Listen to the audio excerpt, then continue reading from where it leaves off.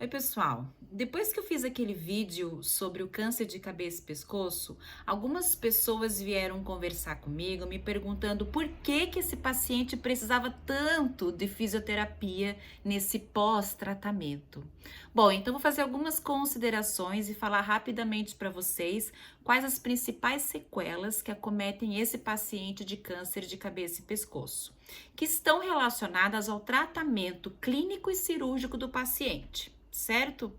Bom, se esse paciente teve um câncer, né, nessa região e vai para uma cirurgia, normalmente ele precisa fazer um esvaziamento cervical. O que é esse esvaziamento? Ele vai precisar retirar linfonodos da região cervical, os gânglios linfáticos, certo? Porque é por esses gânglios que pode acontecer uma metástase. O câncer sai do local inicial e pode invadir esses linfonodos e daí para mais locais do corpo. Bom, esse paciente retirou os linfonodos e no meio desses linfonodos passa um nervo bem importante que é chamado de nervo acessório. O nervo acessório, ele está bem entre os níveis de linfonodos na região do pescoço. O nervo acessório é responsável pelo nosso músculo trapézio, que segura a nossa escápula bem posicionada. Então, quando existe a lesão do nervo acessório, esse músculo não consegue mais segurar e a escápula e o ombro vai lá para baixo. Então, o paciente tem o que a gente chama de síndrome do ombro caído. Como é que vai, no que vai implicar isso no dia a dia do paciente? Ele não vai conseguir fazer atividades que exijam uma elevação do braço acima da cabeça. Então, ele vai fazer isso com muita dificuldade, certo? Ele não consegue elevar esse braço. Então, é importante que esse paciente seja reabilitado pelos fisioterapeutas que vão trabalhar toda a articulação do ombro, vão posicionar e vão deixar esse paciente mais funcional. Vão fazer com que esse paciente consiga fazer as atividades do dia a dia, né? Volte a trabalhar, volte a ser uma pessoa ativa e produtiva. Então, essa é uma das complicações. Outra complicação que também está relacionada a essa retirada dos gânglios linfáticos no pescoço é o que a gente chama de linfedema de face. Esse paciente pode ficar com aquele inchaço no rosto. Isso vai implicar em dificuldade para falar, dificuldade para engolir, dificuldade para mexer a boca, para mexer, né, o rosto, as funções, né, do rosto. Fala, visão, enfim. Esse edema complica, né, o dia a dia do paciente. Então, é importante que se faça, né, drenagem linfática e que se utilize outros recursos para que esse paciente tenha a sua função melhorada. Então, essa é uma outra complicação importante. E você tinha falado, né, Mirela, sobre não conseguir abrir a boca. Então, isso é uma outra complicação que a gente chama de trismo. O trismo, ele é uma dificuldade para o paciente abrir a boca. A força que o nosso músculo tem para fechamento da articulação temporomandibular é muito grande.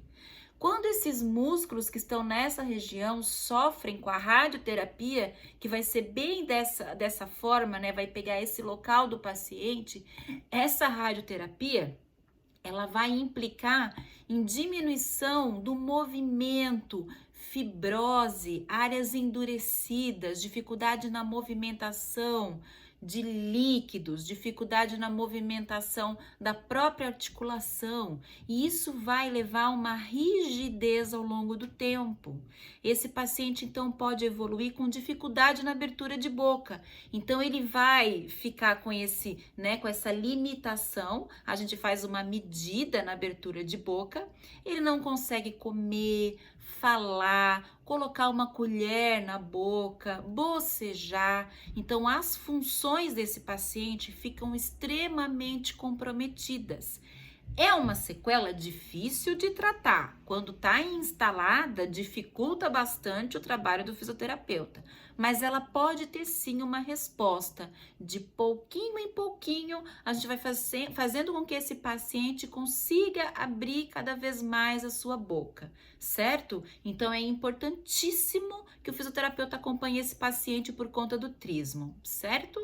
Uma outra complicação é a paralisia facial. Muitos pacientes que fazem cirurgias, né, que possam lesionar, paciente que tem, por exemplo, tumor de parótida, onde a gente tem ali o nervo facial passando, né, muito próximo, esse paciente pode evoluir com uma paralisia facial.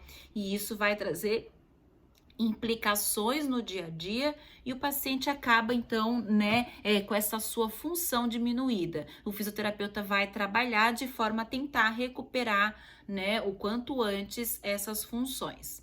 O paciente pode ter complicações respiratórias. Se for um paciente, né, que necessita tirar a laringe, um laringectomizado, ele pode evoluir então com uma traqueostomia e ele pode também, como complicações, começar a apresentar dificuldades respiratórias, hipersecreção e precisa então de fisioterapia respiratória.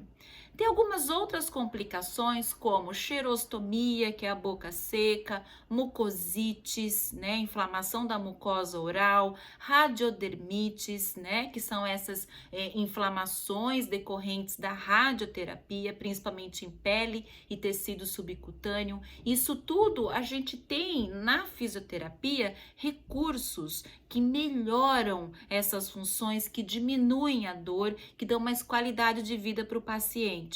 Então, gente, a fisioterapia, ela é uma das profissões mais importantes que vão acompanhar esse paciente. Na verdade, o trabalho em equipe é extremamente necessário. Muitas vezes, para o fonoaudiólogo ganhar, né, conseguir melhorar a qualidade da voz do paciente, ele precisa do fisioterapeuta para ganhar toda essa mobilidade, né? Precisa da fisioterapia respiratória.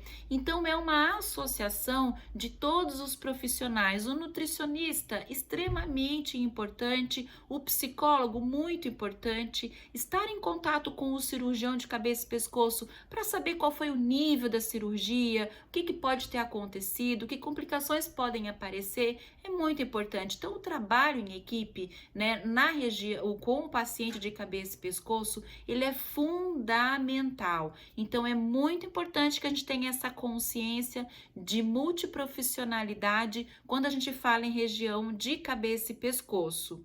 Então, só para vocês entenderem, o fisioterapeuta, ele é realmente imprescindível nessa reabilitação pós-tratamento. Ele vai prevenir sequelas, ele vai tratar sequelas. O nosso objetivo maior é oferecer o máximo de qualidade de vida possível para o nosso paciente de câncer de cabeça e pescoço. Qualquer coisa, estou à disposição. Um abraço a todos.